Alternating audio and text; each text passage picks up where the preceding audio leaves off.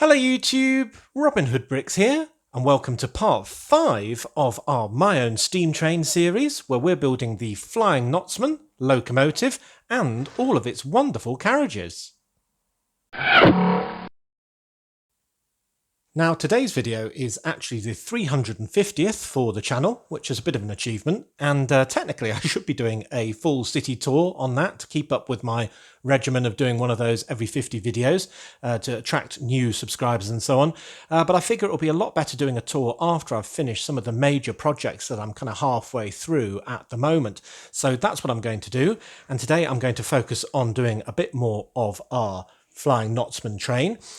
So very quick recap. Part 1 we did the standard tender, which was going to be a mixed tender. Part 2 we did the locomotive, and then part 3 we did a dedicated water tender. Part 4 the 2 standard carriages. So part 5 I'm going to be adding 2 more carriages, and they're going to be both specialised in that one's going to be a bar car and the other one is going to be kind of an observation / balcony car, which you'll see later on as well.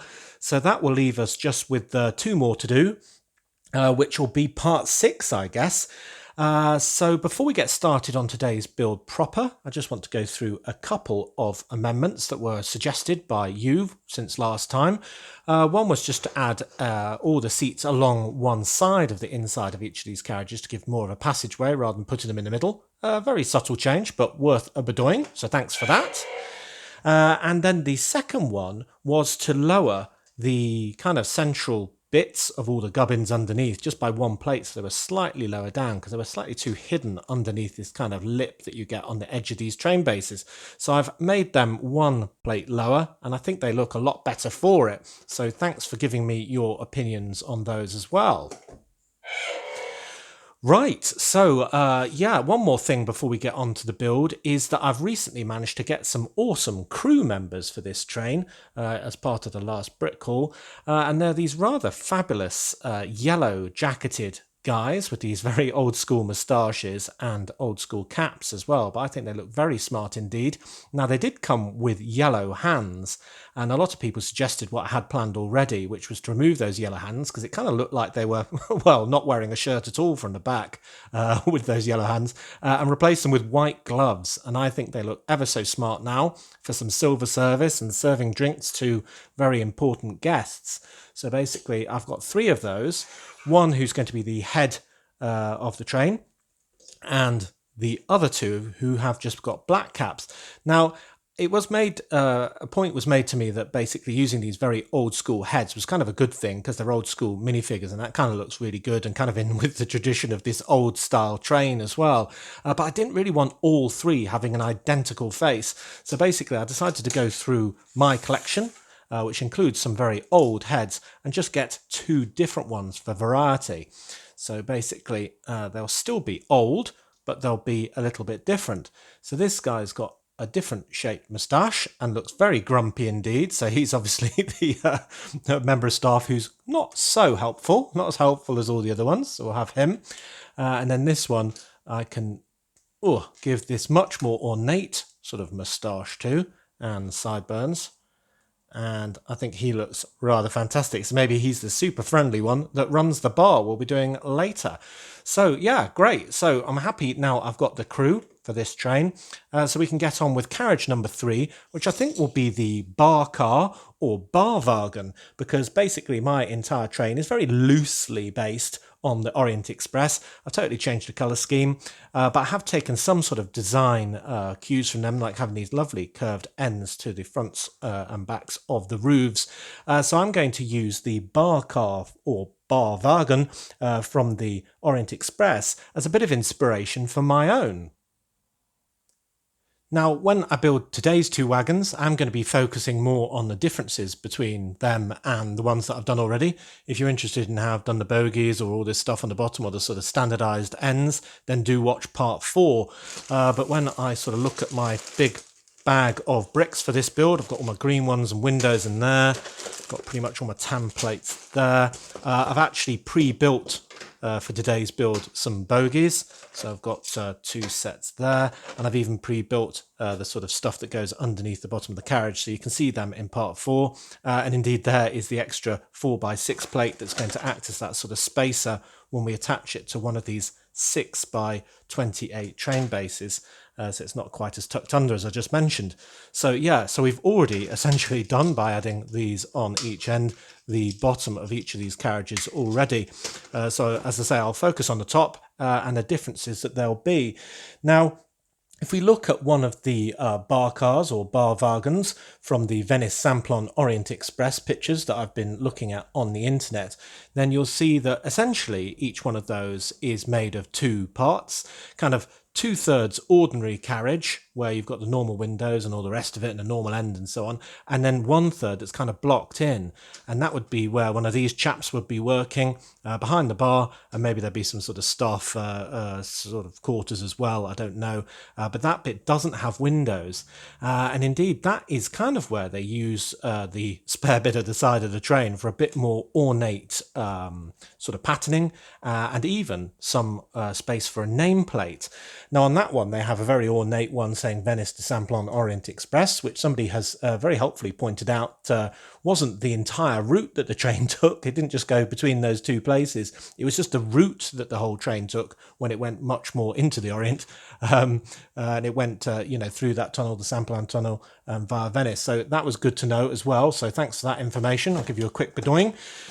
But I'm going to also use a similar sort of bit of decor to spice up the end of my carriage and make it different from all the others. And I was looking through the tan plates and tiles and things that are available that I could use as decor, and I came up with these that say Leviathan on them, and I've got a pair so I can have one on each side. Now these were originally part of the ship in a bottle set from 2018, which was 21313, and in that set they were referring obviously to the boat that was in, or rather the ship that was in the bottle, that was presumably called Leviathan. And traditionally Leviathan refers to some sort of big sea monster, so it's kind of a good name for a ship, but more recently it's been used to really refer to anything large and powerful, so I figured it might be a quite good sort of nameplate for my train. So maybe the actual engine, which I've just moved over there, the locomotive, is called the Flying Knotsman, but maybe the train that is being pulled is called the Leviathan. So you get your tickets for the Leviathan, and then you go cruising around the UK in style. So that's my theory. So basically I want to have that built into a nice sort of surround that also doubles on the inside as a bar car, and then the other 2/3 can be basically tables where people enjoy their drinks. So that's what I'm going to be getting on with. Good, let's get building. So I've put a few things on the end. I've taken the wheels off for now just so it's not rolling around while we're building, and I can get on with my normal sort of base layer that I have for all of these, just with a little bit of interest provided by these modified 1x2 bricks with a kind of groove in the middle. So that's very nice. And I've pre-done my door setups just to save time, and my kind of end doors, so you can see how I did that on the previous part, as I say. And just to answer a question about putting these doors on the ends and having them mounted like that, as opposed to what I do, which is mount them on the end of here, is that when that's closed that would actually be square and flush, you see, just because of the geometry there. So we couldn't actually have it tilting in at a nice angle unless it was, well, standing proud of the edges, and we don't want that. So that's why I do it the other way around and actually have them attached to the sides, so they can go in a bit like that, and then they're in from the edges. And I think that just looks a little bit better. So it'd be ideal if they opened as well, but as I said last time, all my doors on all my trains don't open, apart from the cargo ones, so essentially I'm not too worried about that. So there we go, finish that up. So I think even with the bar car, and even with, well, all the other cars I'll be doing really, having the standardized doors on the 4 corners and having the kind of same bit that connects all the carriages together, I think is vital, because it's kind of ties it all together, of course, and makes it look like one cohesive train rather than loads of random things pushed together. And then I'm going to add the tan coloured stripe, which some people pointed out would have been lovely if it was in gold, but yeah, it might work, but most of these pieces aren't available in gold. And then just to make this one different, I'm going to be using these rounded plates, and these are going to be kind of side tables for people to stand at and drink their drinks at whilst looking out of the window. And I'm going to have, basically, as I say, the first third's going to be kind of bar, then I'm going to have one of those tables on that side and then one of those tables on that side, so you kind of have to meander through, and that's a similar sort of table setup that was on the recent passenger train 60197, so I'm just kind of borrowing from that. So I think that's a really nice profile from above already, and from the outside you wouldn't even know the difference, so that's really good. So then for the next section I'm going to do the bar bit. I'm going to need these pieces here.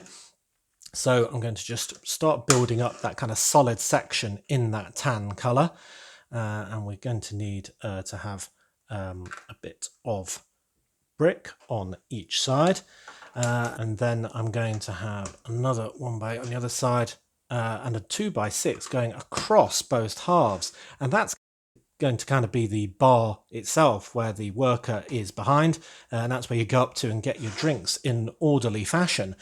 So I think that'll be nice, and then I can have the two modified ones there, which will enable me to have a modified brick in there for the kind of recessed nameplate. So that is going to be put onto there, and then the Leviathan name can go in that little spot. I've done all that just so it can be that slight little bit back, but I think that'll really add to it. I think if it was completely smooth, it'd be a lot less interesting.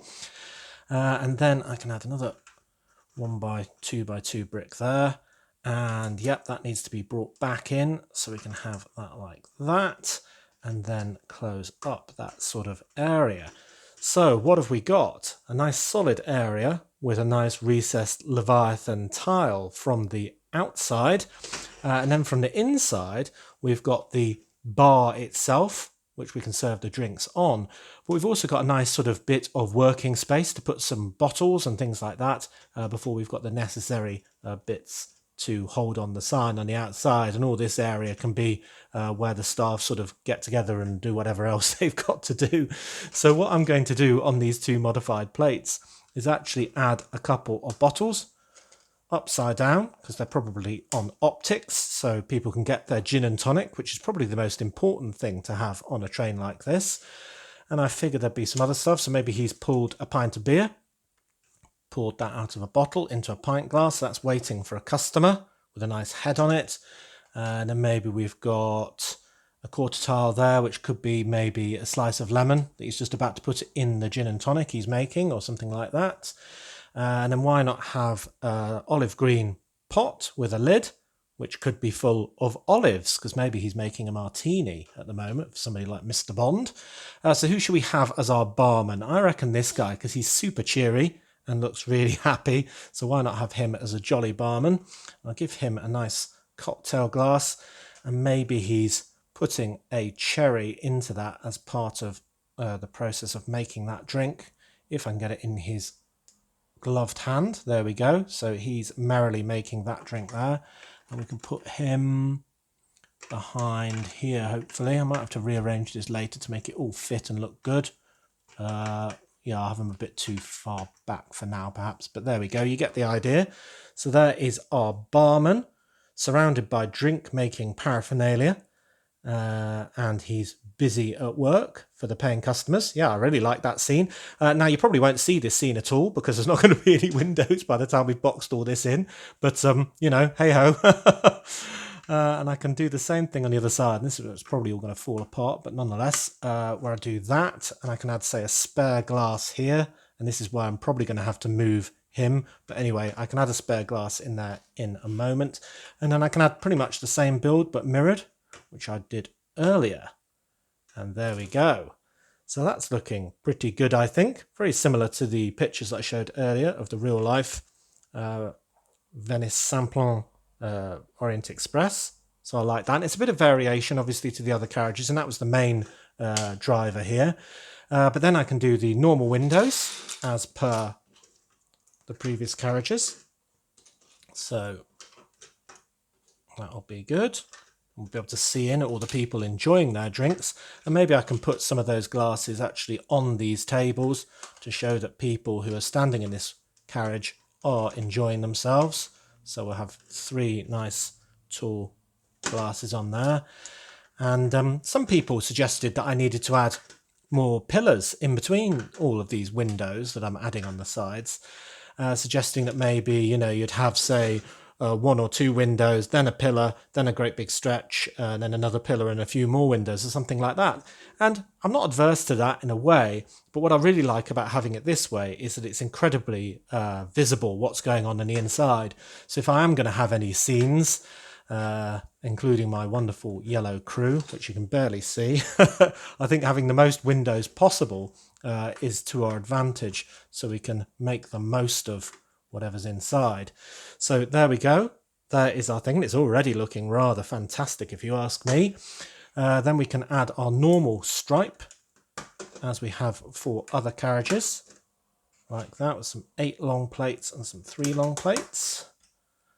And that just provides that second tan coloured stripe that we've got on all the others. Looking good. I'm going to have to get some people to populate this, of course, and those holes won't be there when we've got the gubbins from underneath all in place as well. Then probably the best feature of all of these carriages are these lovely 1x1x6 curved slopes, which just create that lovely curved line in between the body of the carriage and the roof. So that's that. Then the 1x12s in there. And then we can add the roof. So I'm going to need 4 of these. That's 4. I'm going to need 3 of these round tiles to link them all together. I'm going to need 2 of the fancy ends. And that can complete our carriage. So I'm hoping I'll be able to see some of the bar from the through the windows when I'm done, but I'm also quite prepared for the fact that I probably won't be able to. So much like a lot of the buildings throughout my city, all this detail is kind of lost. And as we discussed last time, it's not going to be very easy to remove these roofs. I mean, I could add tiles along this tan layer instead of plates, and maybe I'll do that in the future, but it's not fundamental that I lift these things off. It's not like I actually do that very often, but if you were to build a similar carriage, you could certainly do that to yours. So there we go. Is that on? It's thinking about being on. It's trying to be on. There we go. It is on now. So there we go. I think you'll agree that that looks quite like the inspiration picture of the bar car or bar wagon from the original Orient Express. So really now what I need to do is add these bogies. So we've got some wheels on the thing, and then we need to add all of the workings to the middle with the plate that's extended down. And there we go. There is our finalised bar wagon or bar car, and I think that looks rather fantastic. So let's get these guys out the way and see how it looks with the passenger cars. And the other thing I really like about it is it kind of adds a kind of front end to the whole set of wagons, in that you've got that tan area that the other ones don't have, that is just a really good contrast. And I think you'll agree that the name, the Leviathan, is good for a train. It definitely fits in its style. It's very ornate. I could almost add some more sort of patterning onto these bricks either side of it to make it look even more fancy in due course. Do let me know if you can think of any particular bricks or anything that would be good for doing that. But yeah, I think having the train name and the locomotive name as well is, well, an extra feature. So yeah, tell me what you think of that. And then we can get on to the second one, which will be the kind of observation balcony wagon for the other end. Well, I've been kind of trying to peer into the bar of this wagon and trying to see if I can catch a glimpse of the barman or indeed the bar itself when it's completed, and I'm not sure I can. I think I can see the pint of beer, maybe you can as well, so maybe all of that detail is kind of lost, but hey ho, at least we know it's there. I think it still adds to the build. But on to the next one then, and this is going to be an observation wagon. Now, observation wagons come in all different shapes and sizes, really. There's no sort of set template. Some have much bigger windows on the sides, so you can kind of see up at the mountains or something that you might be passing. Some have a dome, so you can see really up high all around. And some have a very sort of old school balcony end. And that's what I'm going to be adding to this wagon, just because, well, the variety really. And like this one, acting as a very good, interesting front carriage with that different end being closed off. This one will have a very curved and smooth rounded end for the back end of the train that looks very different indeed, and I think they'll act as kind of bookends to the more normal carriages, so I'm very happy with that. Now, if we look at this picture of the American Orient Express, which is a thing, it seems, that has both a dome and a balcony end, and indeed those balcony ends were kind of much more prevalent in the United States, definitely not very common in the UK. I'm not sure if there are any examples at all, but if you are a train expert, really you don't need to let me know all of the detail of what happened in real life, because like I have with the rest of the carriages and using the Orient Express or the European Orient Express as my inspiration, I am taking complete artistic license in doing my own thing how I want it. So I am going to have a balcony end, sort of American style, on my UK train. Yeah, so I'm sure that to the experts of trains all around the world will probably be an abomination, but to be honest, I'm fine with it.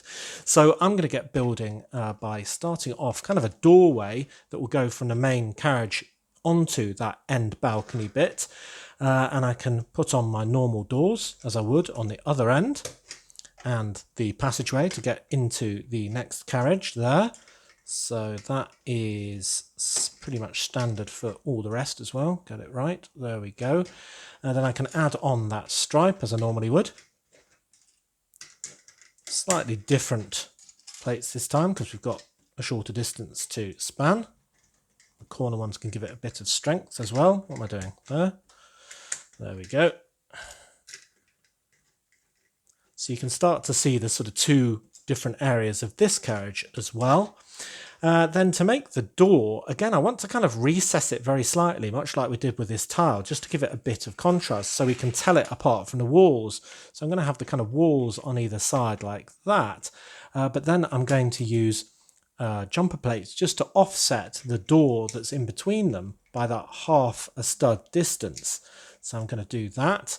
Then I'm going to add some 1x2 plates so we continue the lovely stripe throughout that section, and then I'm going to use a small window, much like I have on the doors here as well, just to bridge that gap there. So you can see that's slightly recessed and looks a bit more like a door. I don't think I need a door handle because I think it'd be on the other side. Well, I suppose it'd be on both sides, but it's all going to be quite hidden when we've got the rest of this balcony area on. So what shall I do next? Let's add all the normal windows. No, before I do that, let's add the chairs, seats, because that's going to be a lot harder to do once I've got all the windows in, of course. So we'll do that like that, and I'm going to have to bunch these ones up a little bit compared with other carriages, just because obviously we've got less interior space, but I figure they would have chairs and tables in this area for the people enjoying the view. I'm cramming in more passengers, so that's that. Then I think we can add all of the windows as usual. Talk amongst yourselves while I do all of these, because there are quite a few. And I did consider sort of having a dome roof and a balcony on the same carriage, much like that American Orient Express. But I decided against it. I thought it looked better when there was sort of one interesting thing going on per carriage. It's interesting that there is an American Orient Express. It can't really go very near the Orient, but nonetheless, obviously it was inspired by the famous European version. So there we go. So we've got kind of like we had 2/3 normal carriage on that one. We've got 2/3 normal carriage on this one, but then we can go to a very different end. So I'm just going to have some green plates there, and then I'm going to have some green curved plates as well. And this is where we can bring back a little bit more gold into the thing, because we've got gold door handles, we've got a gold name badge here, another gold handle, but now we can add some very ornate railings. I think these are the most ornate style that Lego make. It's kind of fence pieces. And most importantly, we've got the rounded version for the end. So I got those from Lego Bricks and Pieces because I couldn't find anyone who had them on Bricklink. So there we go. That is very ornate. Now, as I say earlier, this isn't very European style at all. It's very US sort of styling, but so be it. I think it's good fun to have that variety on the end. Doesn't that look amazing? You could stand on there and lean over the back and say that you're the king of the world or something like that. And then the other thing they often had on these trains sort of hanging off the back was either a brake light or a red light, sort of a warning, or some sort of logo. So I got this rather wonderful sticker. Can't remember which sheet it's from actually now, but nonetheless, it's got a nice star on it, nice silver sort of colouring. And I thought that that could kind of be the emblem of the Leviathan train and be hanging off the back. So I think that looks very grand indeed. Now, I do also think we need some brake lights. Well, not brake lights, are they? They're kind of signal lights on the back. So I'm going to use some of these signal holders just to hold some 1x1 round plates in trans red, so we can signify that this is the back of our train and that anything that's coming up behind should take care not to hit into us. And I can add a 2x4 plate to hold onto that door, which had a jumper on the top. So that will fit in very snugly and securely. And then I can add the normal sort of plates that I'd add for that second stripe. So hopefully this will go together well. Not ping off in any bizarre direction. Haven't had any of those yet. There we go. And then I'm just going to add two 2x2 slopes just to this, so it can kind of link up with the roof and not have a weird sort of gap underneath our normal White Star roof. So I think that is a really good contrast to this one, as I said, you know, to be the two bookends of all the normal carriages, with this at one end and this at the other. So then we can move onto the roof. Very noisy pieces coming in there. And we can put the lovely curves, which are the best part of the train in my opinion. The nice 1x12 bricks as well. And then these ones will also rest onto those little pillars that I've put on the ends there, you see? And then that last bit of roof will fit on here and will join up with those two slope pieces we just put on there to create a sealed end, so we don't lose any air conditioning or anything else that might be in there. And you can kind of see in there that we've got no holes whatsoever. And that kind of acts as a very attractive, in my mind, sort of canopy roof over this whole section. Yeah, so I really like that. Right, so I need to get on with building the rest of the roof around that then. These bits are always quite hard to get on because they're brand new. So, and if you do want to build this, as I said in the last one, you're going to have to get buying these very difficult to find pieces, or it might be easier to just substitute out the colours and do kind of a colour swap, because a lot of these pieces are unique to certain sets, and I've bought up quite a few of the world supply already. But you can see this is looking very much like that American Orient Express end with these railings. I think the gold really works. Yeah, that looks great. So I'll just finish off the roof and then we can admire it in its entirety. Oh, yeah, a bit tight, these pieces. There we go. And I will have to get into my minifigure collection and grab some minifigures to complete the scene. Maybe I should be adding one of my new staff members to this car. I don't know.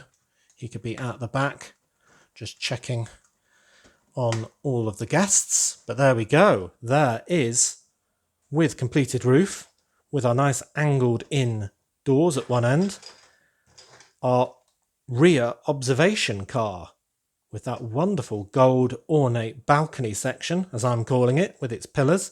I just love the way this normal roof that we've got on the rest of the ones overhangs that back area. I think that looks really special. And obviously it ties in with all the others at the same time. So yeah, that just needs some people, and I think it will look rather special. And we've even got these red lights pointing backwards. I'm just hoping that they're going to be narrow enough to fit through all of my rail tunnels in Brick Nottingham. So yeah, do tell me if you can think of any improvements or any ways to make that better. Cool.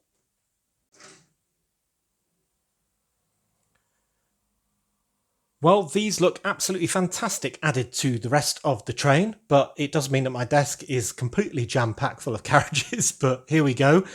So here is the locomotive, that is the Flying Knotsman, with its double tender, pulling along that first as it stands carriage, which is the brand new bar car, and I just think that looks absolutely great with this solid section of tan bricks.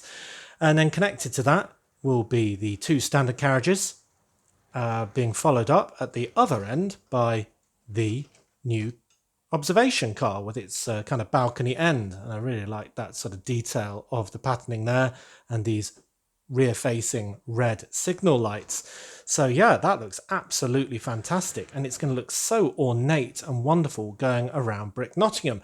But I'm not going to show you again. Oh no, come on Robin, show us it going around the city. No, because I'm going to do one final part for this, where I'm going to make two more carriages.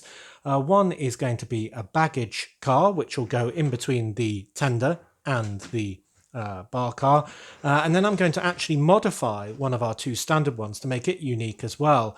And I won't tell you exactly what I'm going to do to that, but you might be able to guess in the meantime.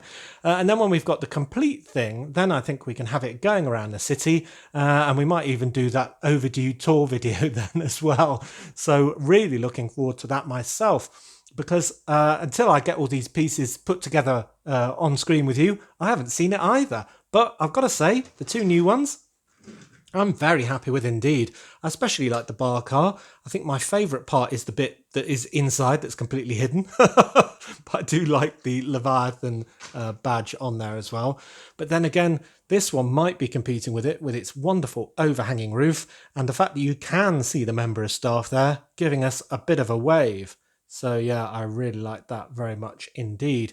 So do tell me what your favourite is out of the two new ones. Do also tell me if you've got any amendments that you think will make these or any element of this train a little bit better. But yeah, I'm really happy with progress to date. So, as always, thank you very much for watching. It is appreciated. Do remember to like, comment and subscribe for more awesome LEGO videos. And do also look out for part 6 of this series, where, as I say, we'll be finishing off all of the carriages for this train and watching it all go around Brick Nottingham. I just hope it fits, but yeah, very excited. Anyway, if you value this channel, there are many ways in which you can support it. Do check out all of the links in the description below. And next time on Robin Hood Bricks, we'll be doing a brick haul, where I'll be opening 3, I think, packages from you that you've sent in, as well as one that I bought from bricklink.com. So if you want to send me something to open on a future haul video, then do so by sending me something to this address. And then on Friday, we'll be doing more Fairground Friday fun, I think, and trying to piece together that great big section of the city. And then on Monday, we'll be doing, well, either the continuation of this or maybe finishing off the Daily Bugle, or who knows. But whatever we get up to, I'm sure we'll have great fun. So until then, see you!